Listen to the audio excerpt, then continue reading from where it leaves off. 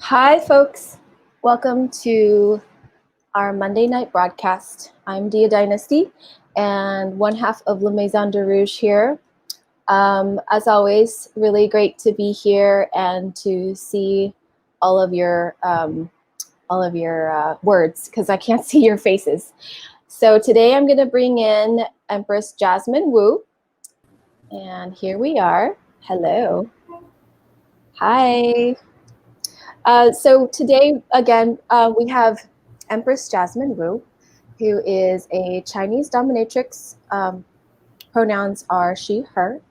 And she is also a professional dominatrix, as well as being based in Los Angeles, California. So welcome, Miss Wu. It's so nice to see you, Dia. It's so great to see you too. You look amazing. Thank you. I think the last time we saw each other was it January? Gosh, I don't know that time really exists for me right now. So if you say it was January, then I believe you. Corona. I saw you pre-Corona. Yeah, pre-Corona. Yeah, so how are you today? I'm great, actually. I'm currently secret vacationing actually in upstate New York. What? Yeah, no, it's fabulous. It's great. Okay. I love it. Yeah. That's a really nice place to go, actually. It's I was just there last week and really enjoying, the lushness and open skies and just the simple life. I've been doing a waterfall adventure. So I've been I think I've seen maybe 5 waterfalls now, which is just wow, otherworldly for LA. It's not a thing in LA. Right. Yeah. Every time I go do one, I do a photo shoot at the waterfall with whoever is with me, and I have one of my submissives, and he's like my camera guy, and the shots are coming out each time we do a different waterfall. They're more and more interesting, and I'm excited about that. That is such a great theme. I love it. Upstate waterfalls. Yeah. I mean, there was no thought behind it. It was just this is beautiful. Let's go take naked pictures. Yeah. Yeah. I mean, that's enough thought, right? Okay. So for all of you tuning in, this is Empress Wu. And I see somebody asking a lot of questions already. You can find Empress Wu on Twitter. And I will run that banner really quick so that I can get this person's questions answered. So there you go, Diamond Rock. So there's Empress Wu's information. That's her Twitter right there. If you look at the banner, it's at Thank You Empress. And I'm going to go back to our regularly scheduled banner here. For all of you tuning in, this is our weekly interview, and I just wanted to say again, thank you for being here. And if you have questions for Empress Wu or myself, please hold them until the very end of our interview. I know that there are probably so many questions you're going to want to ask. And it's very possible that we may even answer those questions during the interview. So patience and politeness are very much appreciated. So Empress Wu, can you tell us a little bit about just kind of a basic intro on your own behalf? Sure. Hi. I am a lifestyle and professional dominatrix. I've been doing this about, I think on my 9th year, which seems insane because I'm relatively young, but I started at 18. Mm-hmm. And yeah, I am intrinsically passionate about the DS exchange and absolutely care about uplifting people through BDSM and elevating the people around me. Doms, as well as subs, as well as just kinksters in the community. I spend a lot of time doing very kinky things like hosting events, as well as doing some naughty phone sex sometimes, and living like the goddess that I am and having my slaves serve me. Yes. I think there's no better way to spend my life. No, it's the goddess life. And it's great. It's really our birthright. Exactly. Yeah. So you had said, and this is just kind of a general question before we delve into the more specifics of your life, but you had said that you like to uplift and inspire people around you through BDSM.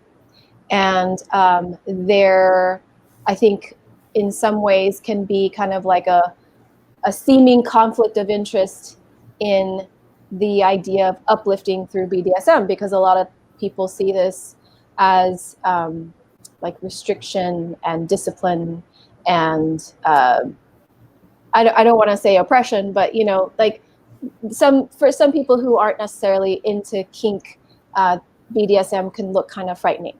Absolutely. So how can you explain like how the uplifting happens? So I would say you were saying kind of like restriction and oppression and scary topics, but I would say a huge thing around BDSM is shame. Like BDSM is covered in this cloud of shame, and my goal, ambition, and practice as a dominatrix is to radically fight that shame. Because I get it. I'll explain my background, but I came from a really conservative background where that shame was so significant in my life, and breaking out of that was the most freeing thing in the world, and finding a kink community that was supportive of my desires and of the things that I loved really encouraged and showed me really just to radically be myself, unapologetically and free. And in my practice as a dom, I create a safe space for people to explore the things that cause them shame and to reframe that mindset. And I think that that's my biggest focus, is reframing that shame complex that we deal with, mm-hmm. and shedding a positive light on it. And I think the best way to do that is to, I suppose, be kind about it. And I know that that's very backward for a dominatrix. Like, I'm supposed to be leather, whips, and chains and an evil bitch, but it's that kindness and compassion that people don't recognize go hand in hand with BDSM. Is there's so much care and aftercare and nurturing that's involved between the domination and submission dynamic, as well as anything embodied in that kink sphere. Yeah. I have more to say and ask you on that, but let's get started kind of with the more chronological aspect of your story and how you first discovered that you were kinky. I actually was just thinking about this last week because everyone always asks. It's part of the backdrop, and I wrote this article on my website, thankyouempress.com, if you guys want to dig for it and find my backstory in depth. But basically, I've always been kinky. My earliest memory was at age 5, punishing my Barbie dolls by doing very, I don't know what I'm allowed to say on the internet. You can say pretty much anything you want. Fantastic. I used to punish my Barbie dolls by like sliding them inside of myself. And but was like, oh, that's really kinky looking back. And some would beg to differ that is punishment. That's very much a punishment. And that kink went deeper and deeper, and I began to be attracted to leather and latex. And these images of leather-clad women that grace the silver screen. And I was always kind of kinky. Like, my first kiss was not really a kiss. I, like, bit his ear. So little things like that along the road. And I didn't truly discover what BDSM was until I was about 18. And was like, oh, there's a word for that. Right. And I grew up in, again, a super, super conservative Christian community, where I had to wear turtlenecks because I naturally have large breasts, and that was shameful. And I had to save that myself for my husband. And all I was ever told as a kid was, you have to save yourself for your husband. And that my right as a woman and as a human being was reserved for a man. And I was nothing without this illustrious husband that like was somewhere off in my future. And it felt so horrible and restrictive. Mm-hmm. And if we're talking about the subject of BDSM being restrictive, I've got to admit I've never felt so free. Because with that cultural backdrop and that religious backdrop of being, one, having to be like a perfect Chinese daughter, and then two, having to be a obedient Christian girl and a quiet, subservient girl. And then there's those like societal things stuck upon you of like, Asian women are always submissive. Christian women are always kind. And all of these things that I had to be, that just, you know, I had been stuck in a straitjacket from day one. Makes you want to punish your Barbies. Yes! Damn those Barbies. Damn those totally imperfect bodies that just are not. So, flash forward to age 18, I discovered BDSM whilst in college. And how did that come about? There was a couple things. There was a girl I went to school with who made a couple jokes about BDSM and alluded to the fact that she was someone submissive. And I was like, huh, what's that at the time? There was a man, a very much older man that I went on a date with, an owner of a sexy nightclub in San Francisco. Sexy nightclub. Okay. Oh yeah, it was interesting. And he one night showed me all of his toys. And I was like, huh, what's that? And then I think the third and the thing that really just threw me into it was I heard of this dungeon and I called the headmistress and said, I'd like to interview you. I'm very curious about this. She says, yeah, come on by. And so I go to this dungeon and I'll leave it nameless for now. And she lied to me. She did not let me interview her. She handed me a whip and said, show me what you can do. Oh. And it turned out that experience was crazy. I ended up trampling a man this very first day in this dungeon and filming clips with her. And she was like, okay, I'm going to train you to be a dominatrix. And that was my very first introduction to BDSM. Whoa. Was becoming a professional off the gate. Yeah. And it was only later that I got to discover and really delve into the personal side of it. Right. So that was like how it started. Was this crazy like, okay, bam, here's a whip, you're a dominatrix. Yeah, step all over this guy and yeah. And I learned in that dungeon how to do it wrong.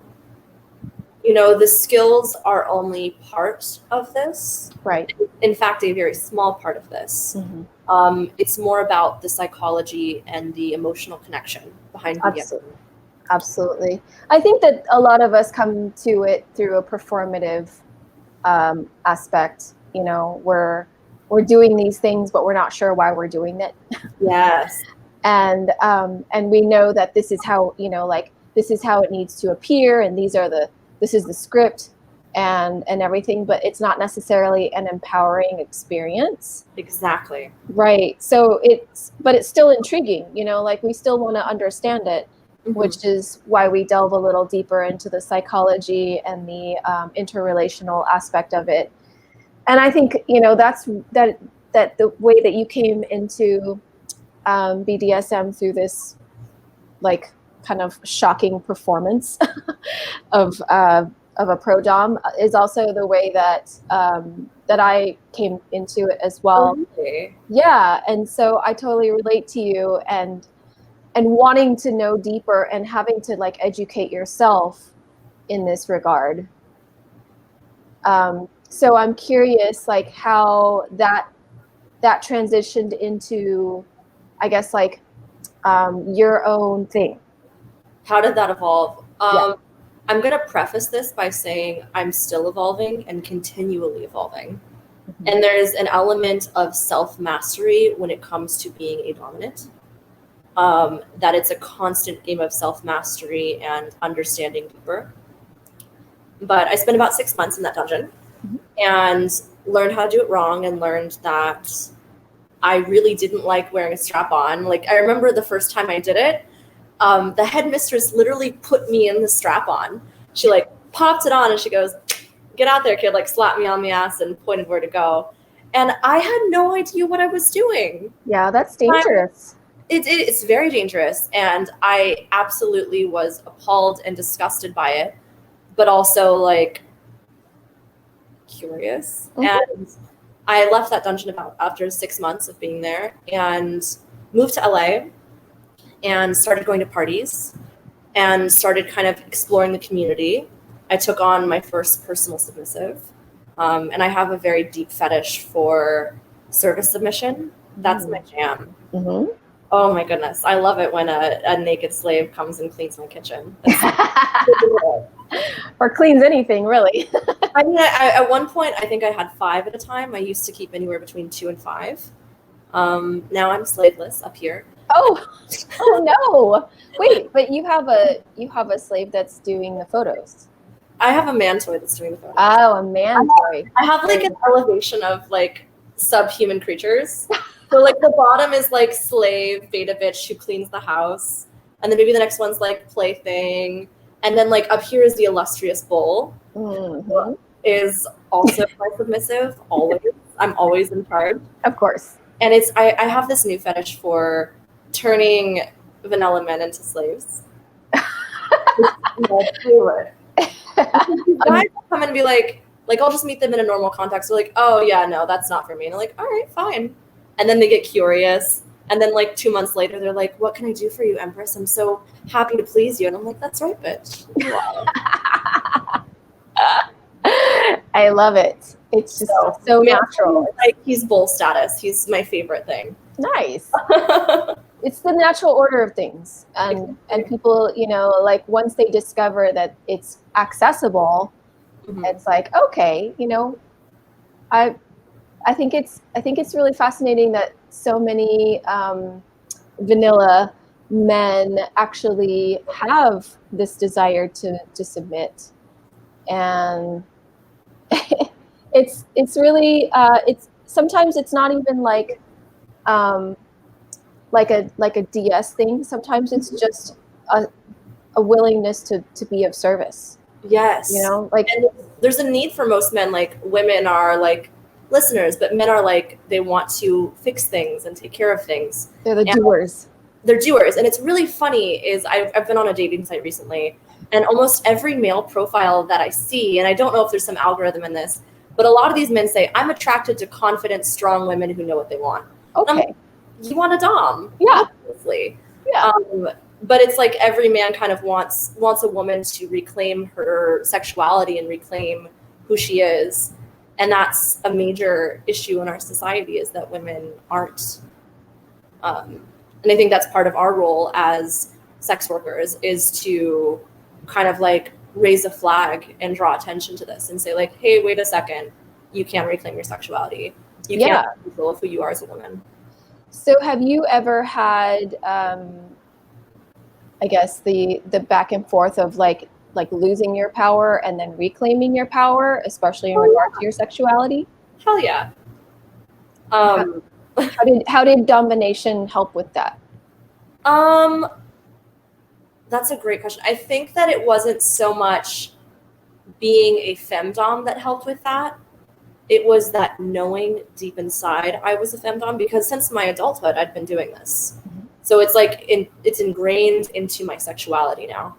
And it was like anytime I felt like something didn't resonate with who I was, and I was like, wait a second, this isn't who the Empress is.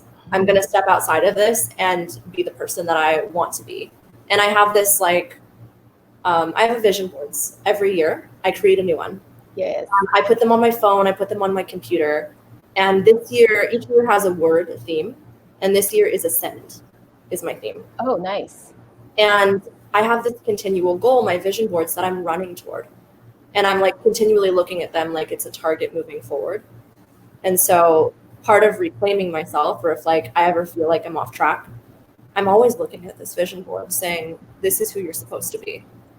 Like you have this vision of the woman that you want to create and the woman that you want to be. You want to be a self-created work of art. So get it. I love that. Your word ascent also has, I think, spiritual connotations too. Yes. Can you talk a little bit about that? Yeah, so I've been spending like a deep dive into my identity as a dominatrix in the past, I would say 2 months.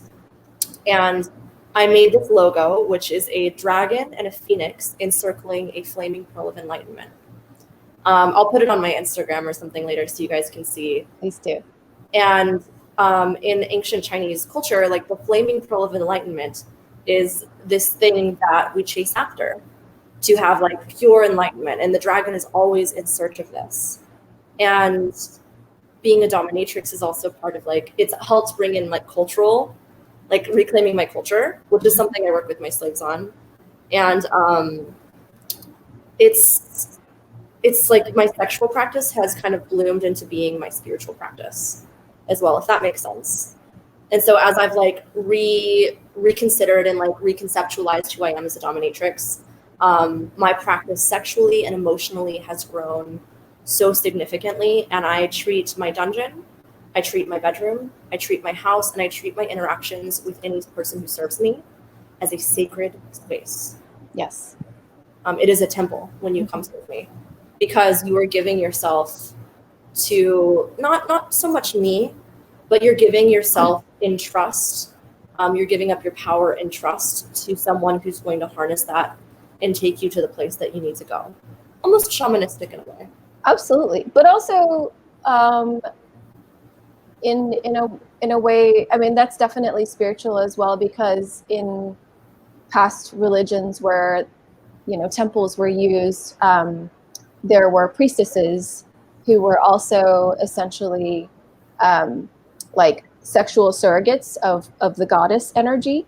Yes. And so there is a lot of correlation between what we do and sex work in general, and the connection with like divinity through the goddess energy. And I think it's actually like really fascinating that that you said that it's a way to reclaim your cultural heritage as well. Can you talk a little bit more about that? Absolutely. So I happen to be a absolute ancient history buff.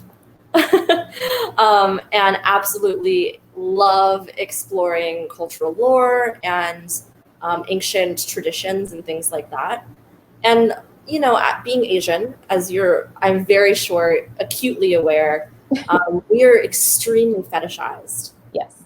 And the funny thing is that in my vanilla life, if I were out in public from a young age, maybe like 14, 15, till now, still, dressed normally, not wearing leather, not doing anything, I am fetishized and put in this box of like, oh, you're Asian, that's hot, or oh, like you're going to be submissive, or oh, all these things and these ideas of what an Asian woman represents, mostly just because we look exotic.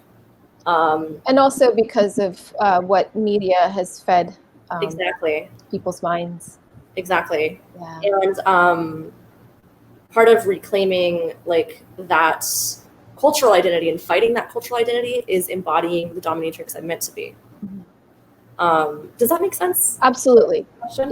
Yeah, because I think the perception of Asian women, you know, by a lot of people who are not Asian, is that we are exotic and, you know, maybe like very submissive in one regard, but also like hypersexualized in another one, and that we're kind of like this perfect mash of like you know, sex kitten and service person. Yeah. The other thing is that like when I leaned into that and when I am in dom mode, I'm essentially, I mean, I'm not gonna lie, I am a sex kitten. I'm like obsessed and love it and passionately about it, but it's spinning it in a whole new light. And it's funny, I'm least, like, no one fetishizes me when I'm a dom. I am not a fetish when I'm a dom. I am myself. Yeah. Like when I'm in public, people will hit on me or say things, but the moment I'm in leather, the moment I'm in my dungeon, the moment I'm in a kink safe space, and when I embody myself as the Empress, all of a sudden those like ideas of what an Asian woman is supposed to be, or someone hitting on me or being rude, seem to fade. Mm-hmm. And for some weird reason, and I don't know if it's my energy when I step into it, or if it's the way that I look when I step into it, but I don't get hit on. I mean, I think that's empowering because you're embodying your own image you know, you're projecting your own image and energy outward rather than having somebody else project their fantasy onto you. Yes. Yeah. And that's like, I mean, it's definitely very annoying when people come up to me and expect me to be a certain way, or expect me to be like so grateful that they're giving me attention, you know. and a lot of times I think that it's kind of like being able to turn the tables like you do in your own autonomous projection of yourself, and wearing the leather and being the dominatrix and calling all the shots is something of reclaiming your power in a safe space. And it's really great to be able to also bring that out of the dungeon too. And so how do you do like workshops or mentorship for women and femmes for this kind of reclamation?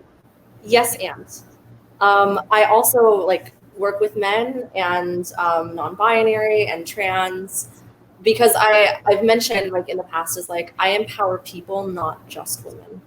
And so maybe for the last 2-3 years, I take on private mentorships with women, and usually just show them, they typically want to know how to be a pro-dom. And so that's something I focus on. But when I open it up, I've done workshops with women on owning their sexuality and exploring BDSM as a way to dive into that. And then more recently, I've been working with men on how to be better lovers by embodying BDSM and trying to be more compassionate. And I've got to say, it's really empowering when you can give someone who says like, I want to be a better lover, I want to be dominant, but I don't want to do it in a way that's going to hurt someone. Mm-hmm. And when people come to me and like, that's super humble, saying like, can you help me with this? Yeah. I know that I get to give them something, I get to leave them with something positive to grow from. Yeah. Well, it's also really great that you're providing this information for people that are willing to be receptive to it as well. Because I think that that's really important, is that the willingness for example, a man to come to a woman and say, teach me, you know? Yeah, like that's how? Like crazy. I never thought that would have happened 5-10 years ago, but now it's like the most honorable thing. Yeah. And I just want to empower others. So one of the next workshops I'm doing is how to like incorporate that dominant energy in everyday life.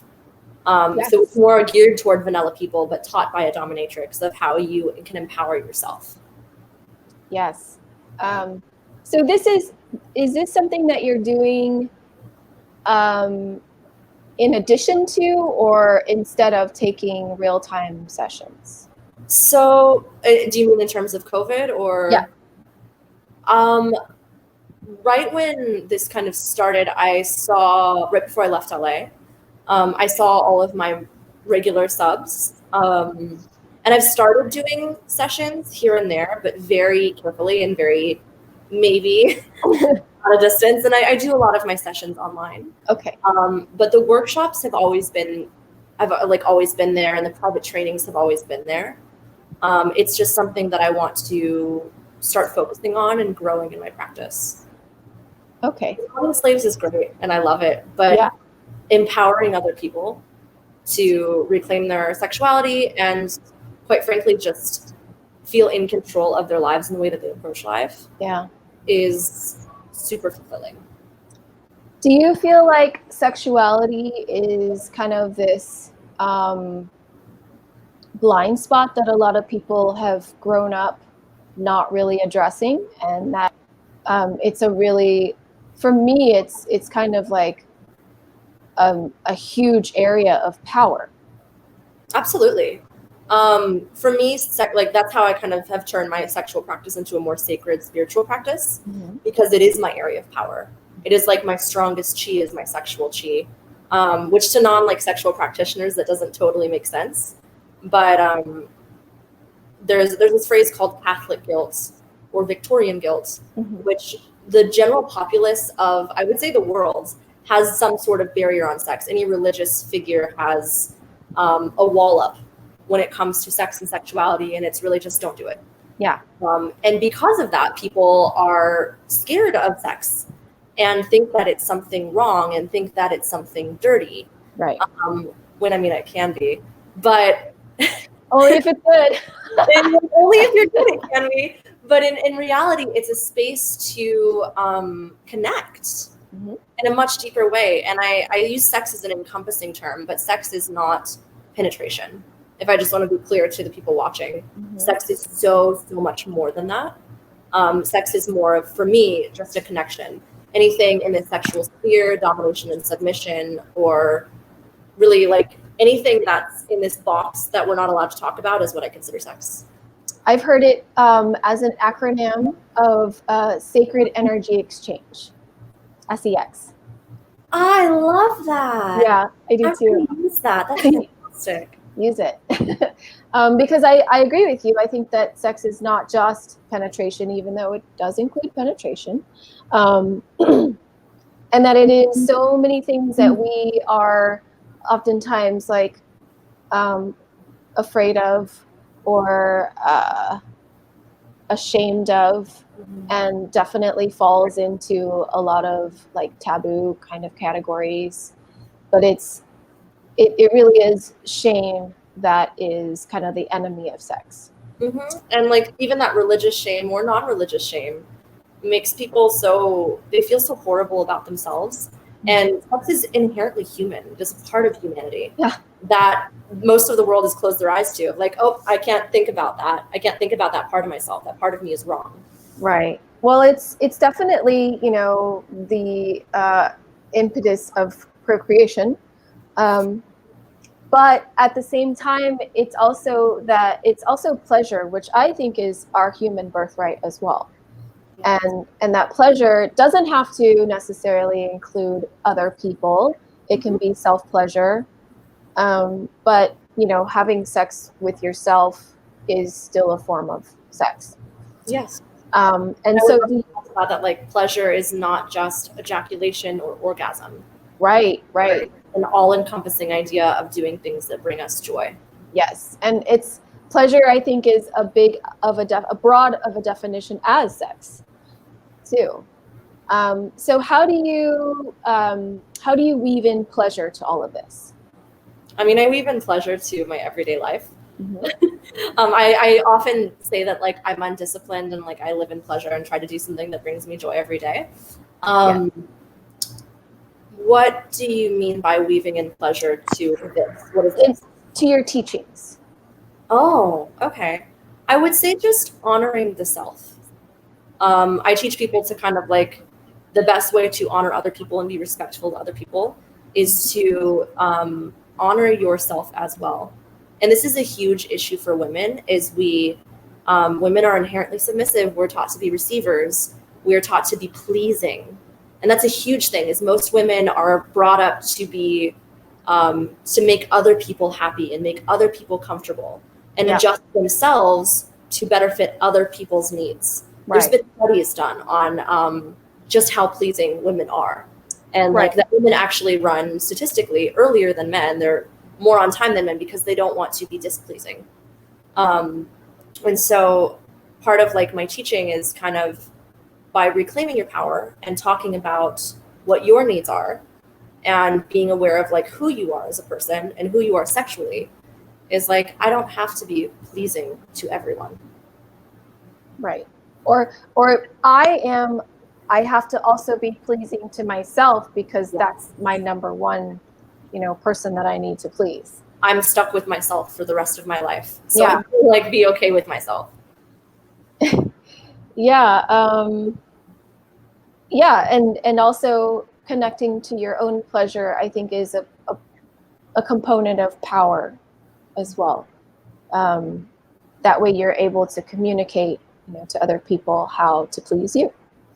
Which is a very important part of being a goddess. But it's also a very important part of being human is stating what you want. And there's this idea and concept of kind of like speaking what you want into the universe and receiving it. Yes.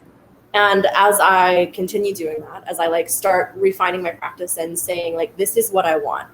Like, I'll say it now. I would like a long-term slave. Yes. My dream is a branded slave. Come to me. I'm here. You have to be very specific though. Like, what is long-term to you, and what is slave? You know, because again, this is in the moment of right now, that's kind of a loaded term, right? So we have to be very specific in this, and I'm going to call this spell casting because I'm a witch, but the way that you use words, or the way that you put letters together to form words, is spelling. And when you speak your desires, that is spell casting. So it's so interesting, and I have so many questions for this. So like you said, when you're clear on what you want and your intentions, and you speak them, it's very important to do that, because that's how you manifest, and that's how you tell the universe, or tell God, or tell the goddess, or tell, you know, whoever is listening that that's what you want. It's really great that to be able to connect with so many different people, yourself included, that understand this concept. You know, it's not just about magic. It's really just kind of like how life works. Yeah. So be specific. All right. I'm going to have a laundry list of questions for you later. Yeah, my pleasure. Actually, when this interview is over, we can, you know, chat some more if you have time. Yes. But I wanted to also kind of move along into a more, I guess, an even broader range of BDSM, and how do you see BDSM in kind of like the way that the culture is kind of accelerating and progressing into like more acceptance, or do you see it, you know, in a different way? Can you rephrase that question? I'm sorry. I'm sorry. I was being very vague about, do you think that BDSM as well as alternative sexuality are becoming more accepted in our culture? Yes and no. I think that I would say since 50 Shades of Grey and a myriad of other things, it's been shed light upon. But I'm also stuck in a community, in a bubble where everything I see involves this. So as I'm stepping out, like I'm in a small town in upstate New York right now, and I'm realizing, oh yeah, the rest of the world does not share my point of view here. Right. This is not like total, we are not in LA anymore. People do not wear leather out in public. People are not sexy all the time. Oh my goodness, what is this world? You know, it's filled with like Instagram and celebrities and all things that are beautiful and sexy. And when you get out of that environment, you're like, oh, wait a second, there's a Trump sign and everyone is super conservative here. This is not what I'm used to. And I'm going to say no, that like it's, so yes, there's more vision on it, but no, it's still very much a taboo subject. And most of my submissives clients are battling with that, that guilt and with that taboo. Yeah. I think it's really interesting that you speak about this dichotomy of like our little world, our little BDSM bubble, and then like the rest of the world, which is right now for you upstate New York. And for me, it's like also upstate New York, because I was just there last week, and on, you know, parts of Texas where my family lives. And so like recognizing that we are in a place of privilege and kind of like skewed perspective is really important. But I also think that what we have, what you and I have, and what a lot of our colleagues have is a platform, and I'm going to call it the pretty platform. The pretty platform is pretty privilege. You know, like you are fetishized, I am fetishized. We are considered beautiful women in a lot of ways, and so people want to look at us, and that opens up a door to also be heard. Yes. And this is something that I'm really recognizing, I would say in the last year, and that's part of like, I had a hard time using the term sex work for a long time, because I wasn't sure where that barrier and boundary was. But having this pretty platform and realizing, okay, wait a second, I am a sex worker. I do something super taboo, and I'm attractive to people. So therefore, I have attention and I have their eye, Mm-hmm. and I should use this space as a space for good, Mm-hmm. and a space to do something where I can be heard. And honestly, I'd say it's kind of brought me more in tune with what's going on and like, what can I do? Yeah. Yeah, it takes a certain amount of courage for sure, you know, like just kind of for a long time to say anything about politics or anything about my opinions that were not directly related to kink when I like as I ran like my social media accounts or what have you. Yeah, same. I think that that was another aspect of the performative dom thing that I was doing, and now I'm like so much more outspoken about politics, and I mean like things that aren't even necessarily political, but that are being seen as political, like human rights. These things, human rights. Yeah, it's like let's all, you know, let's all kind of come back to basics and be human. And you know, whether you want to label me a sex worker or an Asian or a freak, at deep down inside, like my organs look a lot like your organs, and we're probably both, you know, more or less human for the most part. So it's really important to be able to take what we know and can speak and bring it to places outside of our circle. Wow. It's like spread the gospel, you know. I think a part of the challenge is definitely like using the right terminology, and you know, deep listening as well, because some people aren't really great listeners; they're just more talkers. And sometimes you have to like be able to discern from listening that they're not going to be somebody you can get through to. So do you have any, let's say somebody wants to feel less shame about their sexuality, and this is just very, very basic and general, but what would be the first kind of like bit of advice about that kind of thing? So I sort of have like a path that I follow with the people that I work with or that serve me. And that's to first of all, talk about it. Like, what is this thing that's causing you shame? Because when we shed light on the things that make us uncomfortable or the things that scare us, they're not so scary anymore. Right. And then I like kind of shed light on it. And then I share other people who do it, because that's another thing, is not being isolated in your feelings. Mm-hmm. And when you're like, oh, I'm not alone in this, other people share this fetish, other people share this desire, or other people share this XYZ thing that gives them shame. And then we practice and we explore it a little bit. Mm-hmm. But it's like you shed light on it, you share community, and then you explore it in a safe context where they know what's going to happen. They kind of know where the barrier is, where the limits are, and then they like, oh, this isn't so scary. But I think the most important thing when it comes in terms to my practice as a dominatrix is to immediately after show nurturing care. Yes. And show empathy. Because it's after we've experienced the thing that we fantasize about, or after we experience the thing that brings us shame, mm-hmm. the shame will immediately like wash over us. Yeah. And it's sort of my job to hold your hand and say, wait a second, don't dig yourself back into that hole. Yeah. Like, I'm going to remind you about the community here, and I'm going to remind you that it's not so scary. Yeah. Keep them from running out the door. Yeah, I've never had this happen, but I would say I've had a few people cry, but that's a total lie. I'd say maybe 90% of the time someone cries with me. Oh, that's awesome. That's beautiful. Yeah. I love it. It's like makes me feel very accomplished. Yeah, I mean, I love it when people cry, and I love crying too. It's such a release and such a catharsis. Which is what we do, is a cathartic like release. Yeah. Yeah, absolutely. Yeah, if we could do that for more people in the world, you know, maybe we would have a better world. I know that's really general.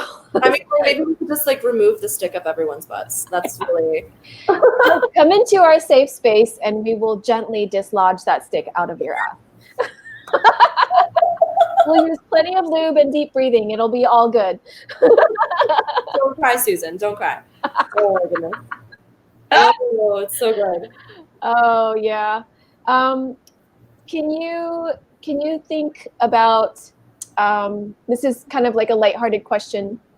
Can you talk about like your vices and virtues? Because we know we're all human here. Nobody's perfect. Okay. I mean, I'm like deep down, Mhm. I'm a basic Asian girl. Mhm. I love boba. I love my boba. I live for my boba. I love chocolate and cute desserts. Take note, suitors. Yeah, and I also have like a weird fetish for Hello Kitty. Yeah, so Not I mean, weird at all. talking about vices, like I don't really drink that well. That just doesn't work for me. Mhm. My real vices are like cute things that bring me joy and comfort. Yeah. I don't really have an addictive personality, so Oh, that's great. yeah, those are it for me, really. Yeah. Like doing things that make me smile continuously. So does that include like cute things? Is that like also puppies and kittens and baby animals? Sure, why not? Okay. I also just love I love to be surrounded by beauty, and like in nature or in a new place or art. Most people love to see beautiful things. Mhm. So when I kind of submerge myself in that, that's a total vice. Oh, I'm not working and I'm not contributing to the world. I'm not contributing to society. So it's like, for me, when I'm not productive, I'm considering it a vice. okay. Well, you are so much more than what you produce. Exactly. And I think that's been something really beautiful about the time of Corona, is that a lot of people have kind of had to have that shock into their system of, I'm not what I produce. Right. Okay, so we're almost at the question part, and Robert is somebody that always tunes into our show and always has great questions. So I'm going to go ahead and put his question up here. He says, any rituals you have to prep for a session and things you do to cool yourself down after? That's a fantastic question. So to prepare for a session, I get ready, of course. And for me, getting dressed and that time is a time of meditation, and preparing my dominant energy to be all of my energy. And then when I'm on my way to my session, like visiting my dungeon, I listen to certain music, and I'm usually just listening to like Zen meditational music, which is kind of weird, but I like hardcore meditate before I go into session. Yeah. Then after, a lot of lately, my cool down has been with my submissive. So we do that aftercare ritual, but we also we'll clean the dungeon together. Okay. Yeah.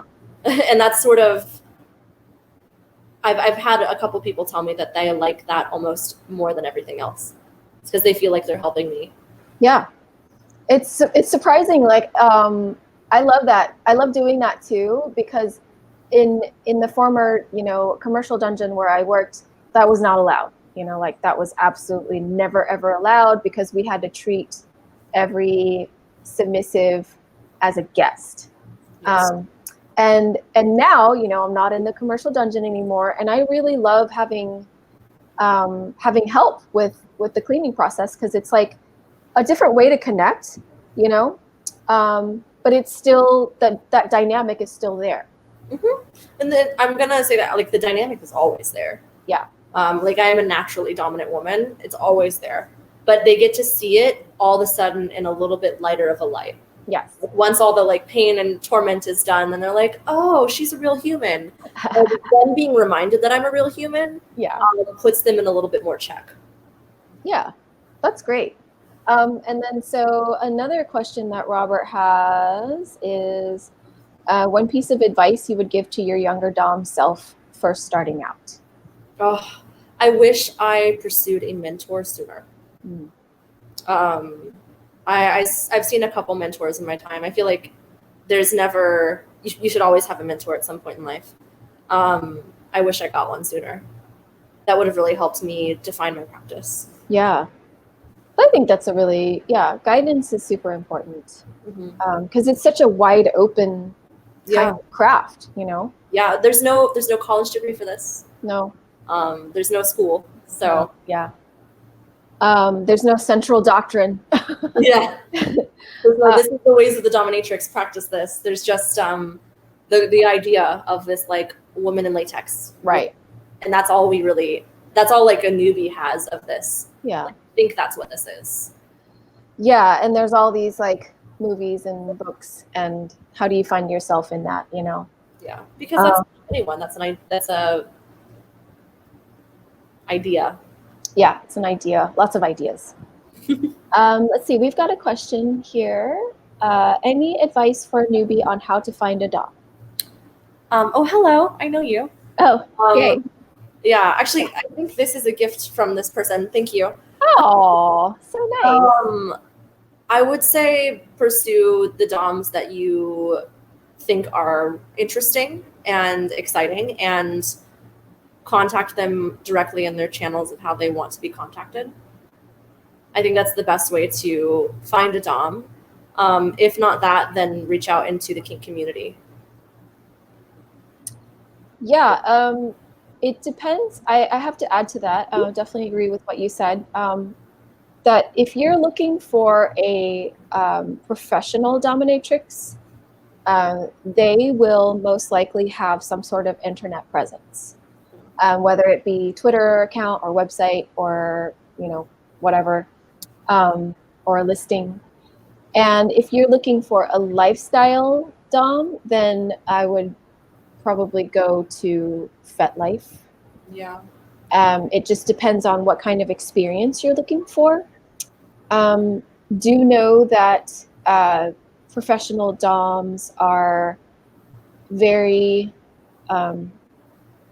try to be as concise as possible to who they're playing with. They take you into consideration, hopefully, and will often ask a lot of questions.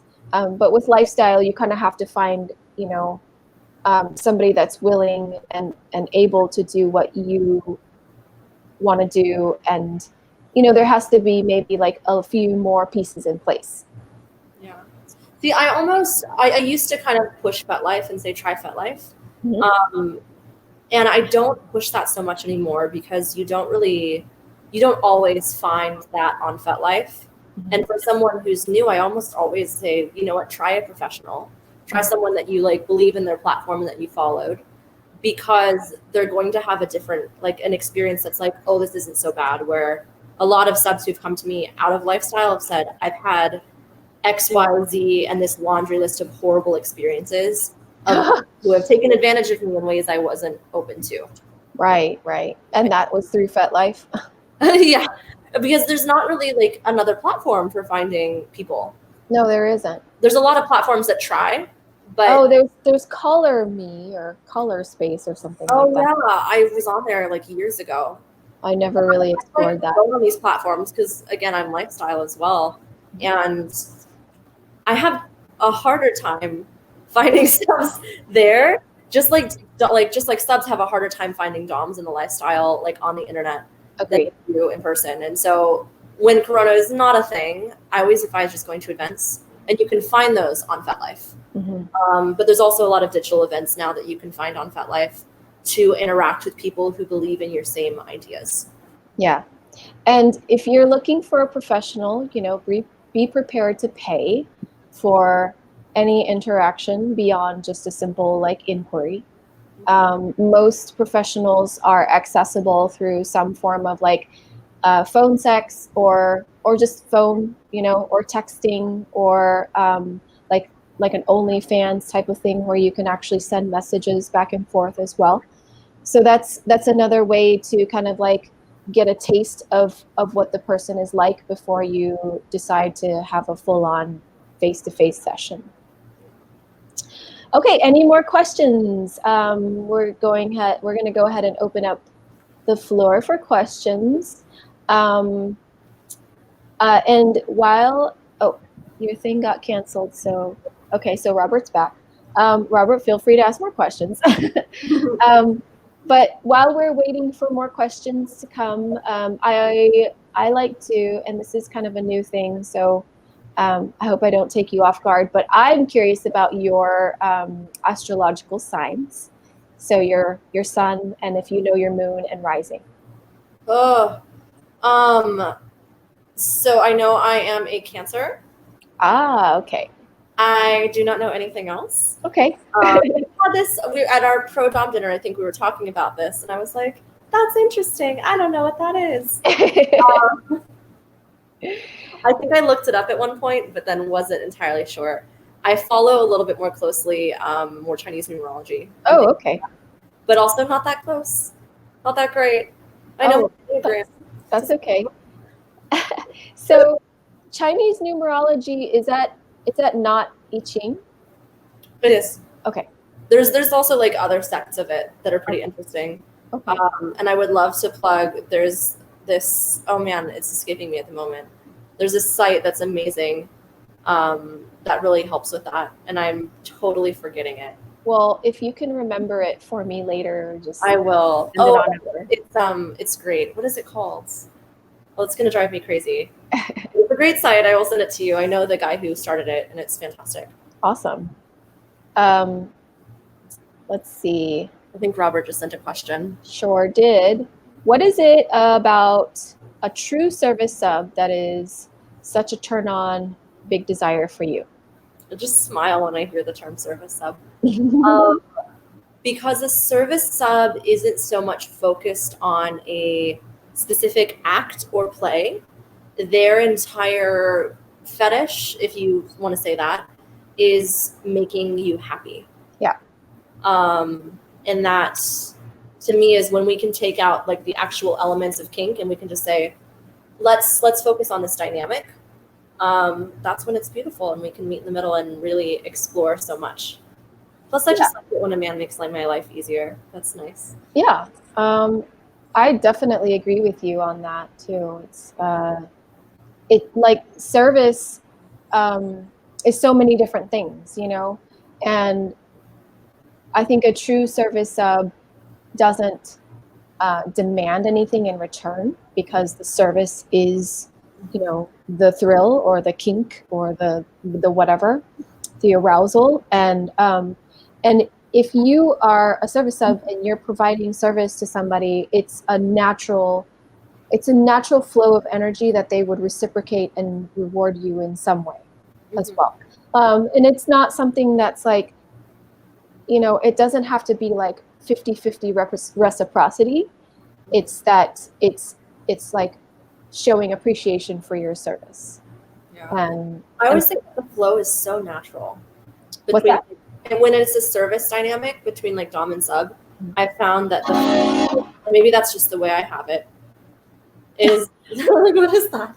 It's just a really loud thing. I don't know. Shocked me. Sorry. I would just say it's a really natural, beautiful flow of love and positive energy when they're like when we get to play in that space. And I feel like it's continual and it's like it's not 50-50, you're right, but it's ongoing in this like really great loop, if you ask me. Yeah, it's kind of a never-ending loop because it keeps feeding itself, and that's the best. And I have to also agree that, you know, it's usually that the service subs that that I have that kind of chemistry and exchange with too. So another great question from Robert: any pet peeves when it comes to subs in sessions? Oh, a couple. I really hate being called mistress. Me too. What do you go by? I go by goddess or domina, and for the people that are in, you know, like deeply in service to me, they call me master. But not every, you know, these are like tiers of honorifics that people get to call me. That not everybody gets to call me, but the assumption that I go by mistress is really annoying to me. And I definitely prefer goddess in general, just because you are because it's more of a, to me, like, I'm very spiritual, so to me it's more of a like a spiritual embodiment that I can, you know, that I can grow into, you know, that I can expand into. And mistress to me feels like, first of all, there's this connotation of the other woman, you know? Yes. And that's my issue with, so a mistress is traditionally a lady of the night Mhm. and someone that you have on the side. Mhm. And when I started this practice, I was like, wait a second, I am not some side woman. I am everything. Yeah. With a dom, like I should be everything to you. Yes. I am your lord and master. Get it right. Yeah. And it's funny, I was deemed Empress when I started this. Uh-huh. And so Empress is the term I've always used. Empress is the name I go by. My friends call me Empress, which is quite funny. I love But what that. I find is like sort of interesting is in this time as I'm working on my ascension, goddess is a term that a lot of people are like, why aren't you a goddess? Why don't you use the term goddess? Mhm. Because I'm embodying that goddess energy a lot more. Mhm. And to be honest, I just consider Empress as like, usually emperors and empresses are like the divine connectors to the spiritual realm anyway. So I just like to be Empress. I have a few other pet peeves. I hate when people ask me to ask a question. Oh, right. Like, oh, can I ask a question? Yeah, just ask me the question and I'll tell you if I want to answer it or not. That's another one. And then there's like other little things when it comes to serving me that naturally come into play. Like, don't be taller than me. Which is funny because my last FLR slave is 6'4". Oh, so he's on his knees. Does he have knee pads? No, but he was so good about it. Aw. In his life, I snap my fingers and he's like on his knees. Oh, I love it. Me too. Yeah. See, Robert says, wait, Domina, not Domina. Yeah, I thought it was interesting when you said that too, because I'm used to the term domina. I think that it can be said both ways because it's actually a word that exists in many different languages. Like what? It's it's from Latin, Catalan, Czech, Finnish, French, Italian. There's a lot of different languages, and I'm just looking on Wiktionary right now, trying to see if there is a proper pronunciation, but there doesn't seem to be. But oddly enough, in Latin it means mistress. So I didn't do so good on that one. I'm not sure how it's pronounced like widely. I've heard people pronounce it both ways. Mm-hmm. And if you said domina, that's fine. Like that's kind of more of a American pronunciation. And I don't think that there's necessarily a way to say it that's going to offend me. So don't worry about that, Robert. That's great. You know, the funny thing is mistress can also mean lady of the night or some woman, but it can also mean woman of the house. Mm-hmm. So it's two prongs, but because there's so many, most people think it's like the side woman, I just have issue with it. Yeah. Yeah. Ain, you're totally right. What? Ain Patrick said, I think mistress is originally the femme equivalent of master, which is correct. Yes. Oh, yeah. Until we entered, I believe, like, what was it? Like the, what was the French era where like King Louis came about and like he had so many mistresses and courtesans around him. It was Louis XIV that the term mistress really significantly changed.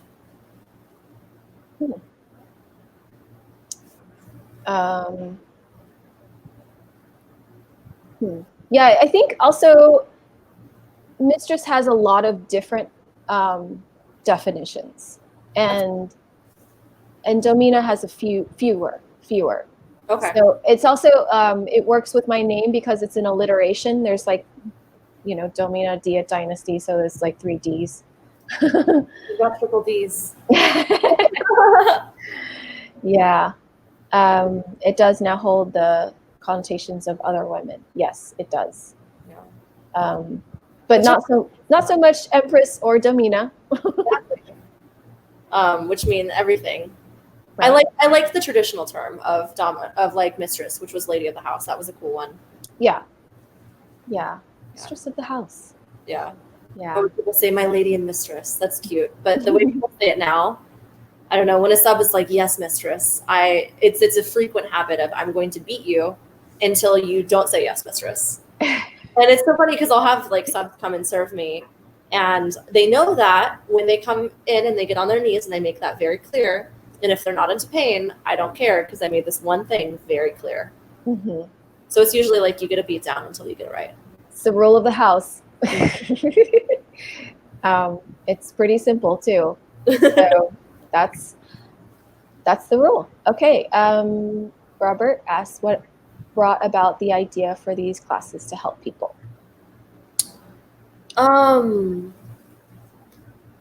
That's a fantastic question. I think that it was, I started hosting parties, and I started doing that maybe 4 years ago, where I got really involved with hosting events. And the more people I would meet, they just have a million questions. My friends have a million questions, and everyone that I tend to meet says I have this energy about me, which I don't see so much because I'm in my body. Yeah. They're always like, wow, you have this powerful, like, kind energy that just draws people near. What is it? How do I do that? What is this thing? And I was like, wait a second, I think I can quantify what that energy is. And I think I can share that with you. And through my training as a Dom, because I study pretty much continuously, I study other women and I read books and I'm like always practicing. I've learned so many little tips and tricks about empowerment in general that I'm like, I can address this and package this to everyone else. And I don't know, it was just a nice way to do something more than just hold a whip. Yeah. Yeah. Giving back to the people that need it. It's a time where these ideas are needed. We don't need more like trillionaires or CEOs. We need people to teach real life skills. Yeah, and I mean, empowerment in general, it's also a way to destigmatize kink. Mm-hmm. A dominatrix can teach a woman how to empower herself. Yes. And that can hold weight to it of like, oh, well, then it can open the conversation for what is a dominatrix? Why does she do this thing? What is this? And why did she show me that there's another side to myself that I didn't know before? And where is my inner dominatrix? And how can I bring that into my life in a way that's like not necessarily kink oriented, but more about embracing my own power? Yeah, and it doesn't even have to be sexual. Right. Like one of the classes I've put together is like non-sexual practices that I do as a dominatrix to open up, like just feel more powerful. And one of them is really simple. It's like where you stand up and you just open yourself. And this is a practice that I don't remember where I caught this one from, but people do it. It's great to do before an interview. Mm-hmm. So say you were about to go into an interview or for a job or something. Most people are sitting in the waiting room like this, reading over their resume, hunched over. Yep. And that physical embodiment makes us feel small. Yep. And makes us feel weaker and nervous. And so we're going to go into that interview a little bit afraid and a little bit agitated. But if we go step into the bathroom alone and we make ourselves big, we all of a sudden are big. Mm-hmm.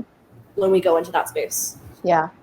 That I work on and teach. I love that. That's something that I learned through energy work, is you're expanding your own energy field when you make yourself really big like that. And that carries your energy like kind of in a wider circle around you, so that you're not like, meek, insignificant. Okay, so if we have more questions, we'll take a couple more questions. And then while you guys are tapping out your questions, Empress Wu, if you have any sort of upcoming events or classes or projects that you'd like to share. So many. So the workshops that I'm doing for the community, I'll release them on my site and advertise them publicly soon. I don't quite have a space to teach those yet. But because I'm in New York, I am doing virtual parties with NSFW. My next one is that a dog? That's my cat. Hello, cat. I just saw this thing come through this. Oh yeah, What she's is like that? a little shadow. It's very cute. Thank you. What's her name? Lady. Lady. Aww. She's the So cutest. I'm doing a virtual party for NSFW this weekend. I think that's on the 7th. Okay. And I'll be hosting my own event in New York, which is very small scale. We're running at like less than 30% capacity at the everything's escaping me. It's a space in Brooklyn, like a sex positive space in Brooklyn. There's so many. Oh goodness, I don't know why it's escaping me at the moment. But you guys can find that on my website, thankyouempress.com, or it'll be on jasminwu.com. Okay. So there's that event, and then I have one at the end of the month, which I'm super excited about, is I'm doing a curated aphrodisiac tasting. Ooh. Super private, a little bit more upscale, and that's something I'm so excited about to do. So it's my next like little showings and events I'm doing. That sounds like a lot of fun. Yeah. I'm doing like a few sessions in Manhattan, but very, very, very carefully. Of course. I've heard that that New York City has had no new cases, so that's positive. Yeah. That's exciting. Yeah. Let's see. Sharmi says, Empress Wu, I'm still totally impressed with your ability to remember me after many since we last met. Shermi, how could I forget you? You're pretty unforgettable, Sharmi. Yeah, Shermi showed me this. I don't know why I was like, everything's just like running out of my mind. Because you're staring at a video stream of yourself and you're overwhelmed by your own beauty. Totally, that's what it is. Yeah. Look at myself and I forget all things. I'm not vapid, you know. You can be all the things. Yeah, I've like always claimed you in my mind as this like gorgeous vampiress who somehow has eluded age. Maybe your beauty is just striking to me. Thank you. And I'm actually reverse aging. On my vision board this year. I cannot. Like there was a picture of you. It was like I want to be like her.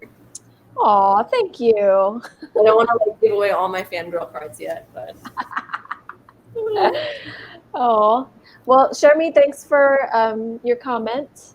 And if we don't have any more questions, you can find Empress Wu at.